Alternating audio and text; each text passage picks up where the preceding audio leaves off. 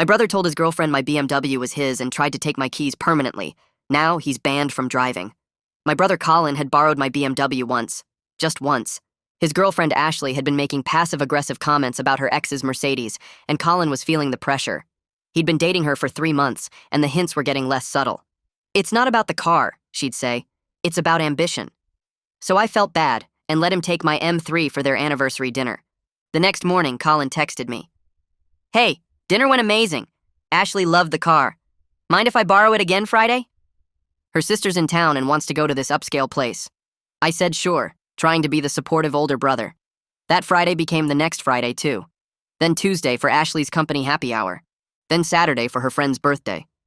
"Come on, you're not even using it," Colin said when I finally pushed back after 3 weeks of constant requests. "You literally work from home. The car just sits in your garage collecting dust." "I use it plenty. Groceries, gym, meeting friends downtown." "Yeah, but I actually need it. Ashley's coworkers think I'm doing well at work. I can't show up in my Corolla now. They've seen me in the BMW. So tell them the truth." Colin looked at me like I'd suggested he set himself on fire. "Tell them I borrowed my brother's car? That's humiliating. Ashley would be mortified." The entitlement escalated gradually. First, he'd ask days in advance. Then it became day of requests. Then just notifications. Picking up the BMW at 6. Not a question anymore. A statement. When I'd say I had plans, he'd get manipulative. "Seriously? I already promised Ashley we'd take her parents to dinner in it. They're expecting a nice car. You want me to look like a liar? You could just tell them it's mine." God, Jason, why do you have to make everything complicated? It's one night. Her dad's a lawyer. I need to make a good impression. The guilt trips were relentless. "Mom always said family shares. Must be nice not caring about your brother's happiness. Ashley thinks you hate her because you won't help us out." He started keeping the car longer without asking. A 3-hour dinner became overnight because Ashley had wine and couldn't drive her car home. A Saturday afternoon became a full weekend because we decided to drive to the coast last minute. When I'd complain, he'd flip it around. "You're seriously upset that I kept your car an extra day when you had no plans?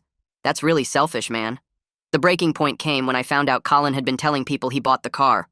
I was at a bar with mutual friends when Tom congratulated me on being such a generous brother. "What do you mean?" Colin was saying how tough the BMW payments are, but he lets you borrow it sometimes since you helped him with the down payment. He said I helped him with the down payment? "Yeah, said you gave him like $5,000 as an early birthday present. Pretty cool of you." I pulled out my phone and showed Tom the registration. "This is my car. I bought it. I pay for it." Tom looked confused. "But Colin's been posting pictures with it for months. Ashley tags him in stuff, calling it his baby." I checked Instagram. There it was. Colin posing against my car. 6 months with this beauty. Ashley commented hearts and my successful man. Her friends congratulated them. Her mom commented about how proud she was of Colin's hard work paying off. I confronted Colin that night. He didn't even try to deny it. "Look, it's easier than explaining the whole borrowing situation every time. Ashley's friends would think I'm a loser if they knew it wasn't mine. So you're straight up lying." "It's not really lying. I use it more than you do at this point. I put gas in it. I got it washed and detailed last week." "You detailed my car without asking?" "It was dirty. Ashley's parents were visiting. Her dad's a partner at a law firm. I couldn't let them see it covered in dust." "That's not your call to make." Colin rolled his eyes. "You're being ridiculous. Look, here's what I'm thinking. We should just share it officially. I'll pay half the insurance and we'll split the week. I need it on Monday, Wednesday, Friday, and weekends for Ashley. You get Tuesday and Thursday. The insurance is $200 a month. You're offering me $100 to use my own car 2 days a week? It's totally fair. I need it for my relationship. You're single. You don't get what it's like having a girlfriend with expectations. Expectations you created by lying. Whatever. Will you do it or not?" I said no. Colin called me selfish and left. 2 days later, I realized my spare key was missing from the kitchen drawer where I kept it. I walked straight to the garage. The empty space where my BMW should have been made my stomach drop. The concrete floor showed the tire marks from where Colin had backed it out. I pulled out my phone and called him. Straight to voicemail. I called again. Voicemail. 3 more times. Every single call went directly to voicemail, which meant he'd either turned off his phone or blocked my number. He knew exactly what he'd done and was avoiding the confrontation. I searched online for locksmiths who could rekey a car. The first 3 places I called said they couldn't come out until next week. The 4th place had an opening tomorrow morning at 9. I booked it, even though that left me without my car for the entire night. I texted Kyla what happened. She called me back within 2 minutes and said she was coming over. Kyla arrived 20 minutes later with a bag of takeout she'd grabbed on the way. She set the food on my kitchen counter and immediately started pacing. She told me this wasn't borrowing anymore. This was theft.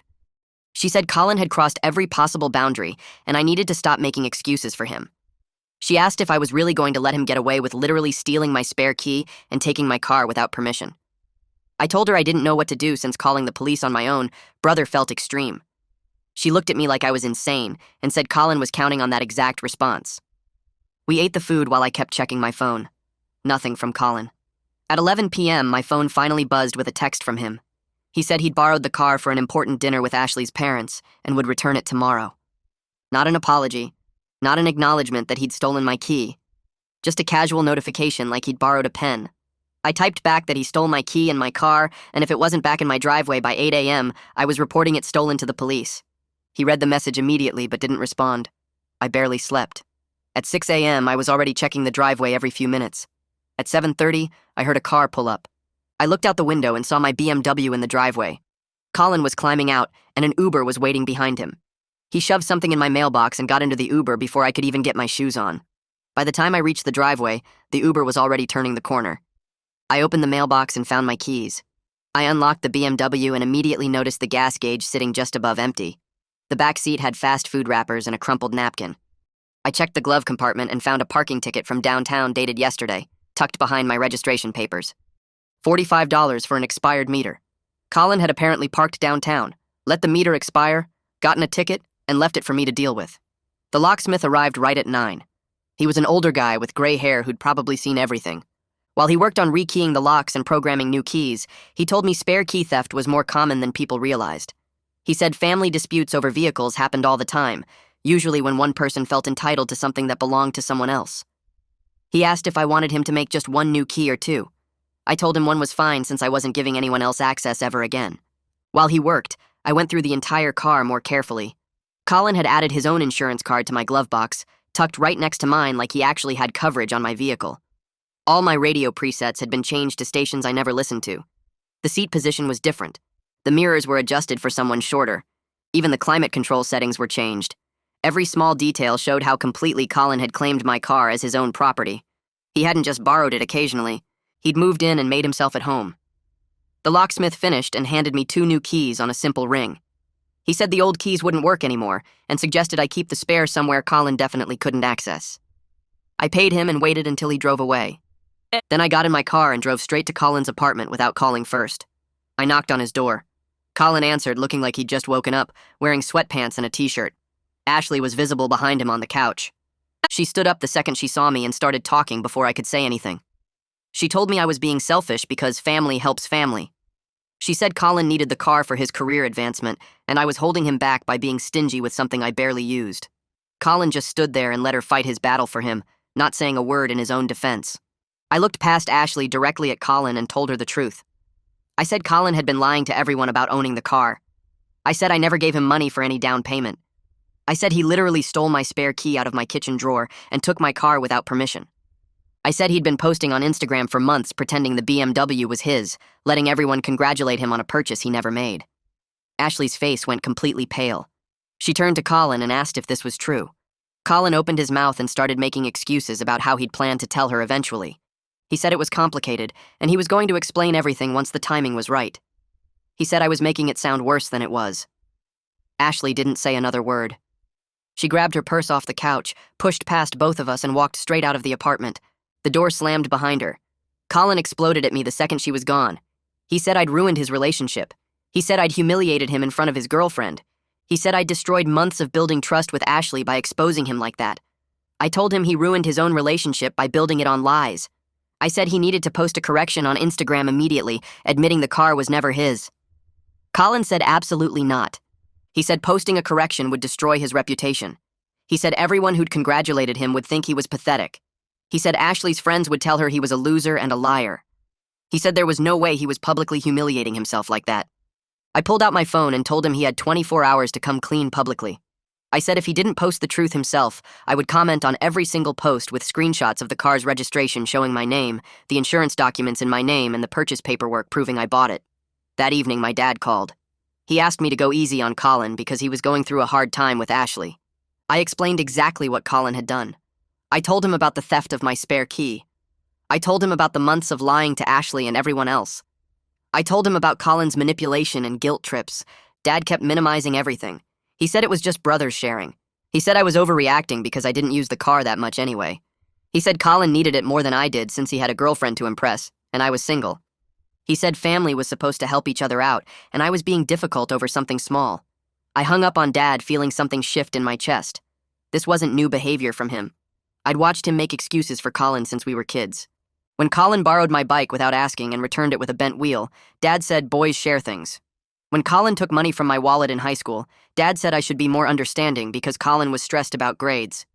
When Colin crashed my first car during college and lied about what happened, Dad convinced me not to press the issue because it would hurt Colin's insurance rates. Every single time, Dad positioned me as the problem for wanting basic respect and boundaries. The pattern was so clear now that I couldn't believe I'd missed it for years. Colin never faced real consequences because Dad always stepped in to smooth things over, always pressured me to be the bigger person, always made me feel guilty for not just going along with whatever Colin wanted. I texted Colin that he had until tomorrow morning to post a real apology on Instagram, admitting the car was mine, or I'd handle it myself. His response came back within minutes, claiming I was being unreasonable and asking why I had to make such a big deal out of everything. I didn't reply. The next morning, my phone showed a new Instagram story from Colin. I opened it expecting an actual apology, but got something completely different. The story showed a photo of the BMW with text overlay talking about misunderstandings and how family shares resources and sometimes communication gets complicated. Not a single word admitting he'd lied. Not one mention that the car was actually mine. Just vague language that made it sound like we had some kind of joint arrangement that people had misinterpreted. I screenshot the story, then went to his profile and found 3 posts where he'd posed with my car claiming it was his. The first showed him leaning against the driver's door with the caption about 6 months with his baby. The second was from Ashley's birthday dinner with her tagged and hearts in the comments. The third showed him washing the car in my driveway with some caption about taking care of his investment.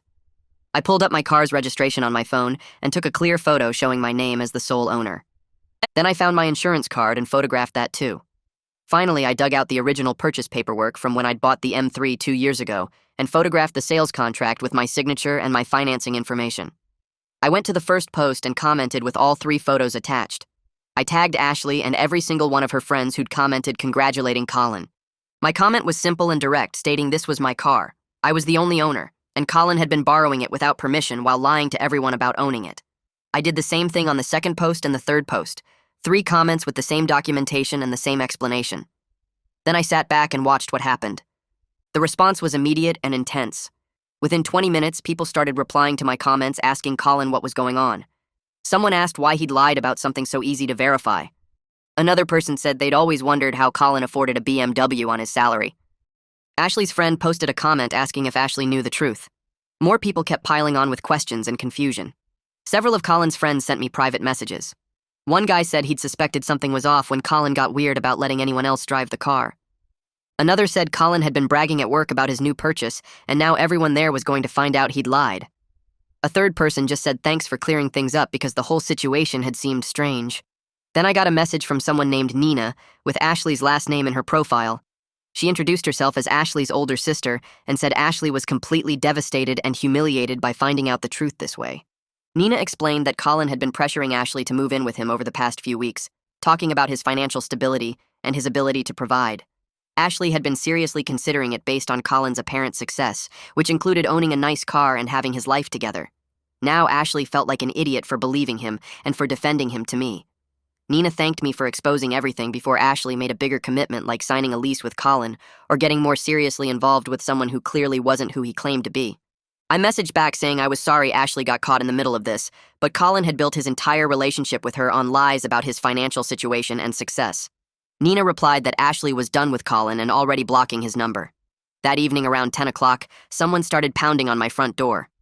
I looked through the peephole and saw Colin standing there swaying slightly with his eyes unfocused. He was drunk and clearly angry, hammering his fist against the door hard enough to rattle the frame. I didn't open it. Through the door, I could hear him yelling about how I'd ruined his life and destroyed his reputation and got him in trouble at work. He said his manager had called him into the office that afternoon because several coworkers had seen the Instagram posts and comments. The manager expressed concerns about Colin's character and judgment, questioning whether someone who would lie so extensively about personal matters could be trusted with professional responsibilities. Colin demanded I delete all the comments immediately and post something saying there had been a misunderstanding. I told him through the door that he created this entire situation himself by lying for months to everyone who mattered to him. I said the natural consequences of his choices weren't my responsibility to fix. I said he could have avoided all of this by simply telling the truth from the beginning, but instead he'd stolen my property and built an elaborate web of lies.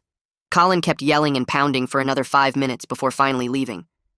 I heard his car start up and drive away with the engine revving too hard. The next morning, my phone rang from a number I didn't recognize. I answered and heard a woman identify herself as a representative from my insurance company. She said they'd received a request to add Colin as an authorized driver on my policy and wanted to verify this was legitimate. I told her I absolutely had not authorized any such request. She explained that someone claiming to be me had called yesterday afternoon trying to add Colin with full permissions to drive the vehicle. The caller had known my policy number and some basic information, but hadn't been able to verify my security questions. The agent had flagged the whole thing as potential fraud and wanted to confirm with me directly. I told her my brother had stolen my spare key and been using my car without permission while claiming he owned it. I said I definitely did not want him added to anything and asked if I needed to file a fraud report. She said I could if I wanted, but for now they'd simply note the attempted unauthorized change in my account. She suggested I might want to document everything just in case I needed it later for legal purposes. I thanked her and immediately started a new document on my computer, listing every incident with dates and details. Later that afternoon, Nina messaged me again. She said Ashley had done some digging after their breakup and discovered Colin had also lied about his job title and his salary. He'd been telling Ashley he was a senior analyst making $70,000 a year when he was actually a junior associate making $45,000.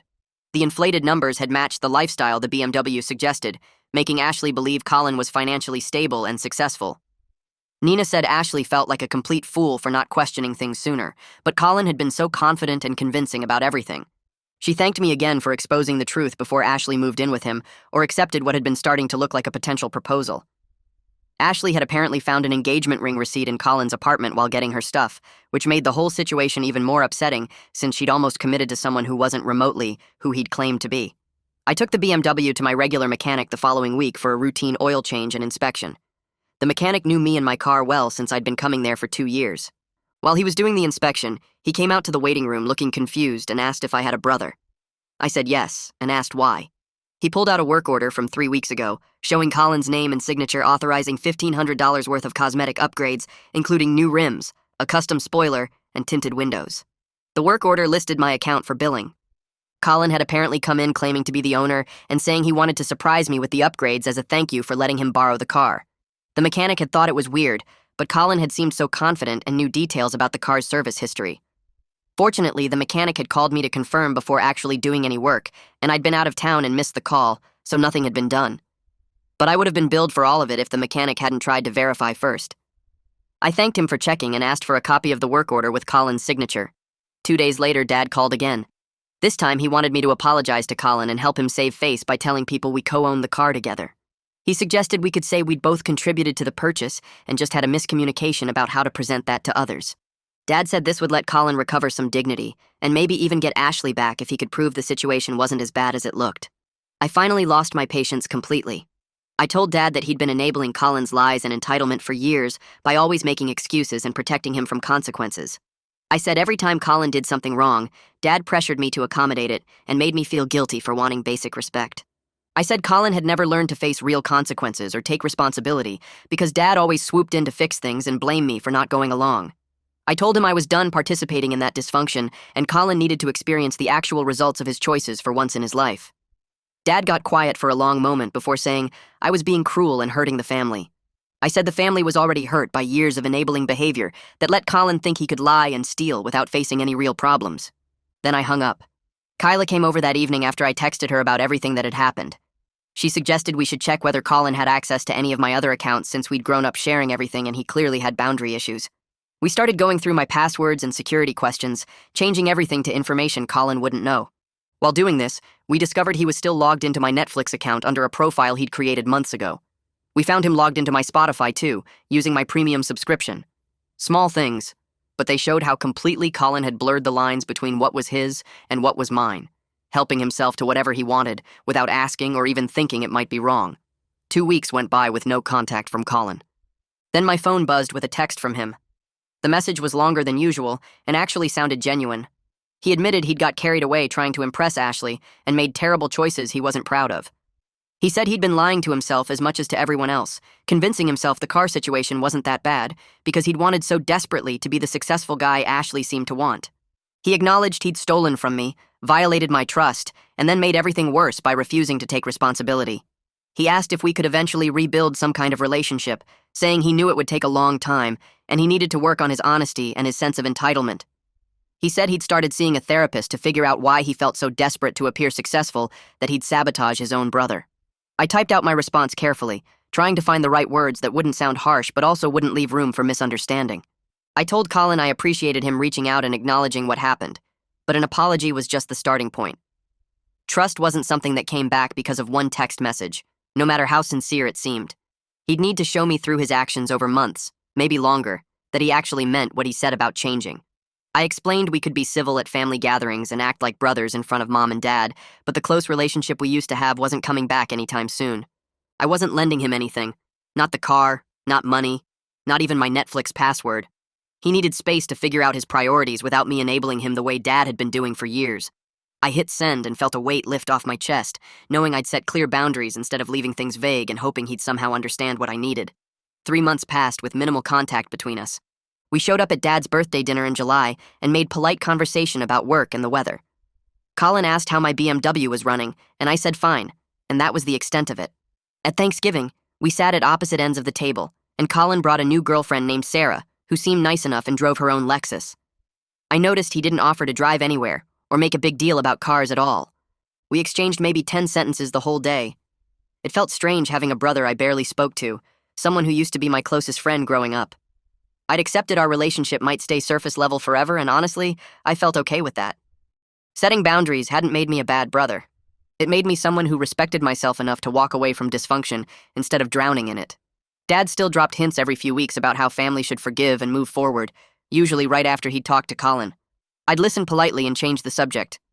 I'd learned that protecting myself wasn't selfish, and sometimes the kindest thing you could do for someone was let them face the real results of their choices without rushing in to fix everything.